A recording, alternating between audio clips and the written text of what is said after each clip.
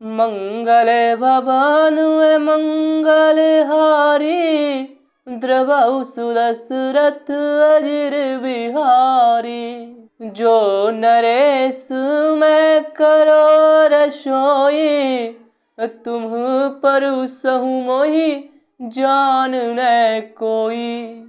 अन्न सो जोई जोई भोजन करई, सोई सोई तब आयुष अनुसरई। हे नरपति, मैं यदि रसोई बनाऊं और तुम उसे परोसो और मुझे कोई जानने न पावे, तो उस अन्न को जो जो खाएगा सो सो तुम्हारा आज्ञाकारी बन जाएगा। पुनीतिन के गृह जेबई जोऊ, तब बस होई भूप सुनु सोऊ। जाई उपाय रचहु नृपुएहु, संबत भरी संकल्प करेहु। यही नहीं, उन भोजन करने वालों के घर भी जो कोई भोजन करेगा, हे राजन सुनो, वह भी तुम्हारे अधीन हो जाएगा। हे राजन, जाकर यही उपाय करो और वर्ष भर भोजन कराने का संकल्प कर लेना। नित्य नूतन द्विज सहस सत, वरहु सहित परिवार रामा, वरहु सहित परिवार। मैं तुम्हरे संकल्प लगी, दिन ही करबि जेब नार सियावरी, राम जय जय राम। नित्य नए 1,00,000 ब्राह्मणों को कुटुंब सहित निमंत्रित करना। मैं तुम्हारे संकल्प के काल अर्थात 1 वर्ष तक प्रतिदिन भोजन बना दिया करूंगा।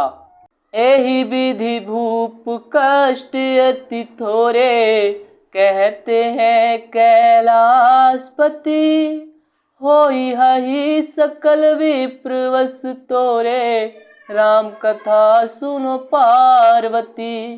करी हहि विप्र होम मख सेवा, रामायण में आया है, तेहि प्रसंग सहज ही वसुदेवा, तुलसीदास ने गाया है।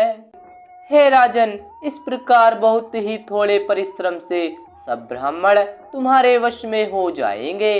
ब्राह्मण हवन यज्ञ और सेवा पूजा करेंगे तो उस प्रसंग संबंध से देवता भी सहज ही वश में हो जाएंगे।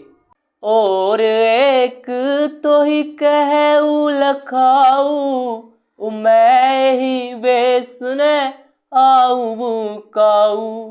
तुम्हरे उपरोहित कहू राया, हरिया नभु मैं करी निज माया। मैं एक और पहचान तुमको बताए देता हूँ कि मैं इस रूप में कभी न आऊँगा। हे राजन, मैं अपनी माया से तुम्हारे पुरोहित को हर लाऊंगा। तप बल तेहि करिया पुषमाना, रखी हऊ इहा वरस पर बाना।